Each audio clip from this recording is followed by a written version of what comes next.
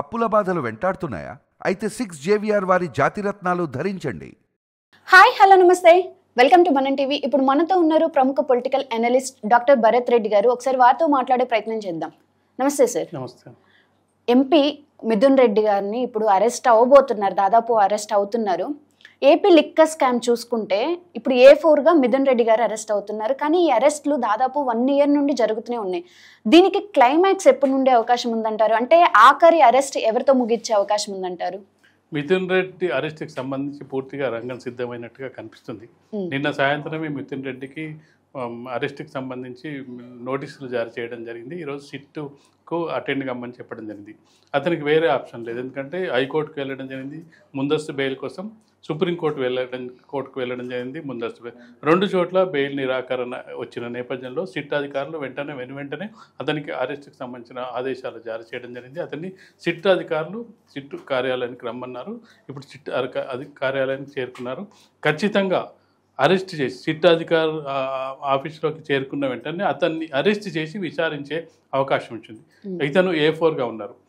మీరు చెప్పినట్టుగా ఈ లిక్కర్ స్కామ్కు ఎండ్ ఏంటి అన్నదానికి మిథున్ రెడ్డితో కొంత క్లారిటీ వచ్చే అవకాశం ఉంటుంది. ఎందుకంటే మిథున్ రెడ్డి చాలా కాలం నుంచి ఈ లిక్కర్ స్కామ్తో సంబంధించి సిట్ అధికారులతోటి వీటితోటి దాగుడు మూతలు ఆడుతూ కనిపిస్తున్నారు. అతను ఒక ఎంపీ కాబట్టి అరెస్ట్ చేయడానికి కొన్ని పరిమితులు ఉన్న నేపథ్యంలో సిట్ అధికారులు కూడా కొంత వెనుకంజ వేసినట్టుగా కనిపిస్తుంది.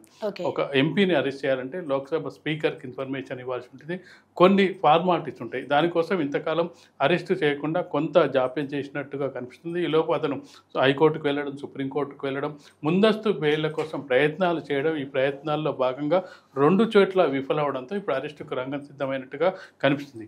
ఇది దాదాపు సంవత్సర కాలంగా కొనసాగుతున్న లిక్కర్ స్కామ్కు ఎండ్ ఏంటి అంటే, మనం 4-5 లిక్కర్ స్కామ్లో ఇరుక్కున్నప్పుడే ఇక దానికి ఎండ్ కార్డు పడుతుంది అనుకున్నాం. అది సంఖ్య పెరిగి చివరికి 33, 31, 32, 33 నిందితులుగా జాబితా చేర్చినప్పుడు అక్కడ దొరికింది ఏంటంటే సీఎం ఆఫీస్లో ఇన్వాల్వ్ అయిన కృష్ణమోహన్ రెడ్డి, ధనుంజయ రెడ్డి, తన ఆఫీస్లో పనిచేసిన వాళ్ళు దొరకడంతో అక్కడితో ఆగిపోద్దని అనుకున్న అరెస్టుల పర్వం. దాని తర్వాత కూడా మనం చూసుకున్నట్టయితే భారతీ సిమెంట్కి సంబంధించిన శాశ్వత డైరెక్టరు గోవిందప్ప, అతను కూడా అరెస్ట్ అవడంతో అది అక్కడికి ఎండ్ అవుద్ది. అంటే అక్కడికి కూడా ఎండ్ అవ్వకుండా చెవిరెడ్డి భాస్కర్ రెడ్డి, ఆయన అనుచరులు, ఆయన కొడుకు ఇప్పటికీ లిస్టు 41కి చేరడం జరిగింది. ఈ 41 మందిలో దాదాపు కొంతమందిని విచారించి వదిలేశారు, కొంతమందిని అరెస్టు చేయడం జరిగింది. అరెస్టు చేసిన వాళ్ళు దాదాపు ముఖ్యమైన వాళ్ళందరినీ అరెస్ట్ చేయడం జరిగింది. ఏవైనాగా ఉన్న కేసు రెడ్డిని జైల్లోనే ఉండడం జరిగింది. ఇప్పుడు మిథున్ రెడ్డి అరెస్ట్ అయ్యే అవకాశం ఉంది. సీఎం ఆఫీస్లో పనిచేసిన కృష్ణమోహన్ రెడ్డి, ధనంజయ రెడ్డి కొంతకాలం తప్పించుకొని తిరిగిన తర్వాత వాళ్ళని అరెస్ట్ చేయడం జరిగింది. చెవిరెడ్డి భాస్కర్ రెడ్డిని అరెస్ట్ చేయడం జరిగింది. వీళ్ళంతా కూడా జగన్మోహన్ రెడ్డికి చాలా సన్నిహిత సంబంధాలు ఉన్న వ్యక్తులుగా పరిగణించబడుతున్నారు.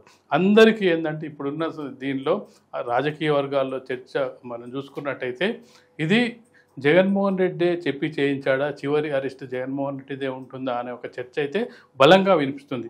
మిథున్ రెడ్డి అరెస్ట్తో మిగతా వాళ్ళు ఏ విధంగా వాంగ్మూలం ఇచ్చారు, ఏం వాంగ్మూలం ఇచ్చారు, జగన్మోహన్ రెడ్డి ఇప్పటివరకు డైరెక్ట్ పేరు ఇప్పటివరకు ఎవరు చెప్పినట్టుగా కనిపించట్లేదు. కానీ సిట్ అధికారులు ఏమేం ప్రశ్నలు ఇస్తున్నారు, అసలు ఇది మూలమేంది, కర్త కర్మ క్రియ ఎవరు చేయమన్నారు, ఎందుకు చేయమన్నారు, ఎవరు చేశారు, చేసిన తర్వాత ఆ డబ్బును ఎక్కడికి మళ్ళీ ఇచ్చారు, ఎవరికి ఇచ్చారు, కొన్ని వివరాలు మనకు బయటకు వస్తున్న నేపథ్యంలో ఆ డబ్బుని చెవిరెడ్డి భాస్కర్ రెడ్డి ద్వారా అతని కంటైనర్ల ద్వారా అతను తూడా చైర్మన్గా ఉన్న సందర్భంగా తూడా ప్రభుత్వ వాహనాల్లోనే డబ్బును తరలించి ఇక్కడ హైదరాబాద్ నుంచి తరలించి అక్కడి నుంచి అక్కడ ప్యాలెస్ దగ్గరికి తరలించి అక్కడి నుంచి ఎమ్మెల్యేగా పోటీ చేస్తున్న అభ్యర్థులకు పంపిణీ చేశారనే ఆరోపణను చెవిరెడ్డి భాస్కర్ రెడ్డి మీద సిట్ బృందం అతని మీద ఛార్జ్షీట్ నమోదు చేయడం జరిగింది. ఇప్పుడున్న పరిస్థితుల్లో చివరి అరెస్టు ఎవరిది ఉంటుంది? ఇక అందరూ చెప్పుకున్నట్టుగా బిగ్ బాస్ జగన్మోహన్ రెడ్డి అయినా, లేకపోతే జగన్మోహన్ రెడ్డికి సంబంధం లేకుండా ఇవన్నీ జరిగాయంటే అది అంత సాధ్యమయ్యే పని కాదు. జగన్మోహన్ రెడ్డికి చెప్పకుండా వీళ్ళంతా కూడా ఇవన్నీ చేస్తారా అంటే చేసే అవకాశం లేదు. ఎంతవరకు అతని పాత్ర ఉంది, పాత్ర బయట నుంచి ఉందా, డైరెక్ట్ ఇన్వాల్వ్మెంట్ ఉందా, లేకపోతే అతను చెప్పి చేయించాడా, లేకపోతే అని ఇవన్నీ కూడా మిథున్ రెడ్డి ద్వారా చాలా సాక్ష్యాలు బయటకు వచ్చే అవకాశం ఉంది. ఎందుకంటే మిథున్ రెడ్డి చాలా అమాయకుడు, మిథున్ రెడ్డికి లిక్కర్ స్కామ్తో ఎలాంటి సంబంధాలు లేవని చెప్పి పలు సందర్భాల్లో జగన్మోహన్ రెడ్డి ప్రకటించడం జరిగింది. ఎందుకంటే మిథున్ రెడ్డికి చాలా సన్నిహిత సంబంధాలు జగన్మోహన్ రెడ్డితో ఉన్నాయి. కొంతమంది చాలా అనుచరుల్లో మిథున్ రెడ్డి ఒక ప్రధాన అనుచరుడిగా జగన్మోహన్ రెడ్డి కొనసాగుతున్నాడు. ఇప్పుడు రాజంపేట ఎంపీగా కొనసాగుతున్నారు. గెలిచిన 4 ఎంపీల్లో, ఏపీ నుంచి మొన్న గెలిచిన 4 ఎంపీల్లో మిథున్ రెడ్డి కూడా ఒక ఎంపీ. కాబట్టి ఖచ్చితంగా కూడా మిథున్ రెడ్డి ద్వారా చాలా విషయాలు రాబట్టడానికి సిట్ బృందం ప్రయత్నం చేస్తుంది. అయితే ఎంతవరకు ఆయన సహకరిస్తాడని కూడా తెలియాల్సింది. చాలామంది రాజకీయ నాయకులు మనం చూసినట్టయితే తెలియదు, గుర్తులేదు, నాకు సంబంధం లేదు, మర్చిపోయాను, ఇలాంటి ప్రశ్నలు ఆన్సర్స్ తోటే కాలం గడిపేస్తుంటారు. సిట్ బృందం ఎంతవరకు వీళ్ళది బయటికి తీసుకొస్తుంది, అసలు ఫైనల్గా ఎవరు ఉన్నారు అనేది మిథున్ రెడ్డి ద్వారా ఒక కంక్లూజన్కి వచ్చే అవకాశం ఉందని ఇప్పుడు మనం రాజకీయ వర్గాల్లో విశ్లేషణలో తేలుతుంది. కానీ మరింత మంది ఏమైనా అరెస్ట్ అవుతారా, వైసీపీ లీడర్లకు ఎంతమందికి అంటుకుంటుంది అనేది మరికొంతకాలం వేచి చూస్తేనే తెలిసే అవకాశం అయితే మనకు కనిపిస్తుంది. సార్, ఇప్పుడు మీరు అన్నట్టు ఆఖరి అరెస్ట్ జగన్మోహన్ రెడ్డి అరెస్ట్ అవ్వచ్చేమో అని అంటున్నారు. అంటే ఆయన డైరెక్ట్గా ఇన్వాల్వ్ అయ్యాడో లేదో తెలియదు మనకి అని అంటున్నారు. కానీ జనం అయితే పిచ్చోళ్ళు కాదు కదా, వైఎస్ఆర్సీపీ నాయకులు అందరూ అరెస్ట్ అవుతున్నారు అంటే డైరెక్ట్గా జగన్మోహన్ రెడ్డి అనేది జనాలకైతే క్లారిటీ ఉంటుంది అంటారా? జనాలకు క్లారిటీ ఉన్నప్పటికీ ఆరోపణలు నిరూపణ అయ్యేంత వరకు అతన్ని ఎవరు కూడా దోషిగా నిర్ధారించలేదు. ఇదే విషయాన్ని చంద్రబాబు నాయుడు కూడా క్యాబినెట్లో ఒకనొక సందర్భంగా చెప్పడం జరిగింది. క్యాబినెట్ మీటింగ్లో తన సహచర మంత్రులు జగన్మోహన్ రెడ్డి దోషే కదా అని అడిగినప్పుడు, మనం దోషిగా నిర్ధారించడానికి వీల్లేదు, మనం కాదు దోషిగా నిర్ధారించాల్సింది, కోర్టులు నిర్ధారిస్తే అతని మీద ఆరోపణలు ఉన్నాయి, ఆరోపణల్ని రుజువుల అనంతరం కోర్టులు నిర్ధారిస్తే మనం నిర్ధారించలేదని చెప్పి స్వయంగా చంద్రబాబు నాయుడే చెప్పడం జరిగింది. ఎందుకంటే ఇదంతా కూడా లీగల్ మ్యాటర్స్కి సంబంధించి పోలీసులు ఎంతవరకు దాన్ని చేస్తారంటే వాళ్ళు ఛార్జ్షీట్ దాఖలు చేస్తారు, వాళ్ళ సాక్ష్యాధారాలు తీసుకుంటారు, సాక్ష్యాధారాన్ని కోర్టుకు సమర్పిస్తారు. కోర్టుకు సమర్పించే దాంట్లో దాని బలమైన సాక్ష్యాలు ఉండాలి. ఆ సాక్ష్యాలను ప్రూవ్ చేయగలగాలి. ఇక్కడ మనం జనరల్గా ఏంటంటే సిబిఐ కేసులు కానీ, సిఐడి కేసులు కానీ, సిట్ కేసులు కానీ వీగిపోవడానికి చాలా కారణాలు ఏంటంటే వీళ్ళు సరిగ్గా వాటిని సాక్ష్యాలను ప్రొడ్యూస్ చేయలేకపోతున్నారు, ఇన్ టైంలో చేయలేకపోతున్నారు.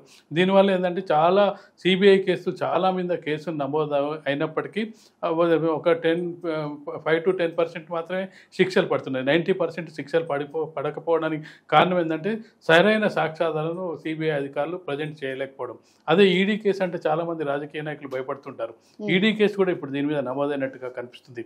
ఈడీ కేసు ఉన్నది ఏంటంటే, ఈడీ కేసు సిబిఐ కేసు ఏంటంటే, సిబిఐ కేసు నమోదు చేస్తే ఆ వ్యక్తి మీద సిబిఐయే అతని మీద ఆరోపణలు రుజువు చేసి అతన్ని శిక్ష పడేటట్టు చేసే బాధ్యత మొత్తం సిబిఐ తీసుకుంటుంది. ఆ ఈడీ కేసు అలా కాదు. ఈడీ కేసు నీ మీద ఆరోపణలు చేస్తే నువ్వు మంచోనివా చెడ్డోనివా, నువ్వు అవినీతికి పాల్పడ్డావా లేదని చెప్పి ఎవరి మీద అయితే నమోదైందో వాళ్ళు ప్రూవ్ చేసుకోవాలి. ఇక్కడ ఏందో సిబిఐ అయితే సిబిఐ ప్రూవ్ చేయాలి. ఈడీకి ఏంటంటే జస్ట్ వీళ్ళు చేశారని చెప్పి సబ్మిట్ చేస్తారు కోర్టుకు.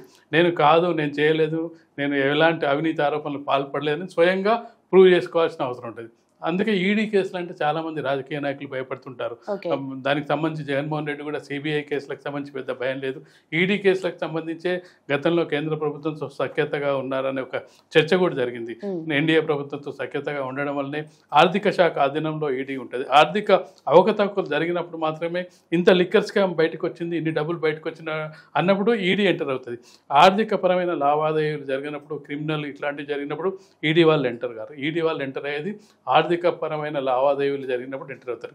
ఇక్కడ 1000 కోట్ల లిక్కర్ స్కామ్ జరిగిందని వచ్చిన నేపథ్యంలో ఈడీ కూడా కేసులు నమోదు చేయడం జరిగింది. ఈడీ కూడా పూర్తి ఆధారాలు, సిట్ అధికారులని పూర్తి ఆధారాలు, మీ దగ్గర ఉన్న ఆధారాలు, ప్రతి పర్సన్కి సంబంధించిన ఆధారాలు మాకు పంపించమని చెప్పి, బ్యాంకు ట్రాన్సాక్షన్స్ కూడా పంపించమని చెప్పి సిట్ను కోరదడం జరిగింది.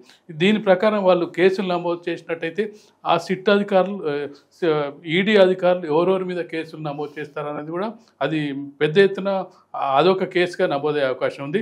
లిక్కర్ స్కామ్ ఎట్టిపోయేటివే మొత్తానికైతే అది పెద్ద స్కామ్గానే మిగిలిపోయే అవకాశం ఉంది. ఆ స్కామ్లో ఎంతమంది బయటపడతారు, ఎంతమంది అసలు ఈ డబ్బులన్నీ బయటకు వస్తాయా అనేది మరికొద్ది రోజుల్లో తేలే అవకాశం అయితే కనిపిస్తుంది. Right, thank you sir.